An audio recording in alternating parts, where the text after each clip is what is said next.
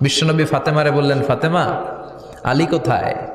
ফাতেমা বলল, আপনার জামাই আলী আমার সাথে ঝগড়া করে বাইরে গেছে। বিশ্বনবীর চেহারাটা আগুনের গোলার মতো লাল হয়ে গেল।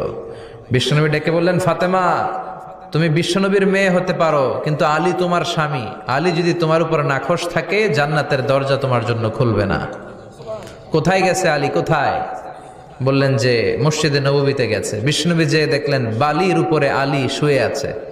বিশ্বনবী মজা করে ডাক দিলেন, ইয়া আবা তোরাব। তো এখন আলী ওঠে না, রাগ করে আসছে। বিশ্বনবী এদিক দিয়ে তাকায়, আলী ওইদিকে তাকায়। বিশ্বনবী ওদিকে আসলে আলী এদিকে তাকায়। মনে মনে করে এতক্ষণ আপনার মাইয়াই গুতাইছে, এখন আপনি গুতাইতেছেন। বিশ্বনবী যাই বললো, আলী রাগ করো না, ওঠো, তুমি আমার চাচাতো ভাই, আমার ঘরেই তো তুমি মানুষ হয়েছো। ঘাপটি মেরে হাতটা ধরে টান দিলেন। সাইয়েদনা আলী উঠতে বাধ্য হলেন। বিশ্বনবী কারো হাত ধরে টান দিলে ওই লোক বসে থাকতে পারে? উঠে গেলেন, ঘরে নিয়ে আসলেন। নিয়ে এসে বিশ্বনবী খাটের মাঝখানে শুইলেন, ডান দিকে